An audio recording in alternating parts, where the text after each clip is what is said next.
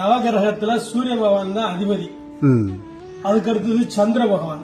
சந்திரன் முடிஞ்ச செவ்வாய். செவ்வாய் அதுக்கு அடுத்தது புதன். புதனுக்கு அடுத்தது குரு பகவான். குருவுக்கு அடுத்தது சுக்கிரன். சுக்கிரனுக்கு அடுத்தது சனி பகவான். சனி பகவானுக்கு அடுத்தது ராகு. ராகுக்கு அடுத்தது கேது. இந்த நவகிரகங்களையும் வலம் வரும்போது 7 சுத்து இப்படியாகவும் வலமாகவும் 2 சுத்து இடமாகவும் சுத்தணும். இது சாயா கிரகங்கள், இது நிழல் கிரகங்கள்.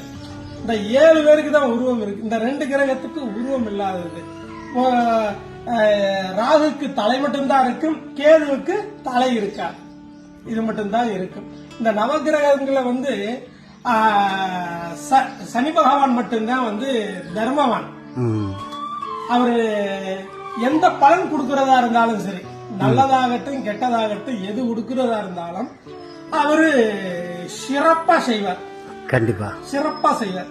ஏன்னு கேட்டீங்கன்னா, நல்லது செஞ்சா நல்லது, கெட்டது செஞ்சா கெட்டது. அப்ப எப்ப வரும்னு கேட்டீங்கன்னா, அந்த 7.5 சனின்னு சொல்லுவாங்க பாத்தீங்களா, அந்த காலகட்டத்துல ஒவ்வொரு ராசிக்கு 2.5 வருஷம் 2.5 வருஷம்னு போவாங்க. அப்ப அந்த காலகட்டத்துல யாரு என்ன பலன் செய்தார்களோ அந்த பலனுக்கேற்ப பலனை கொடுப்பார். இவருடைய குருநாதர் யாருன்னு கேட்டீங்கன்னா காலபைரவர், மகா காலபைரவர். இந்த காலபைரவரை கும்பிட்டா இவருடைய தாக்கங்கள் கம்மியாகும்னு சொல்லுவாங்க. கண்டிப்பா இதுதான் விஷயம். தேங்க்யூ சாமி. தேங்க்யூ சாமி.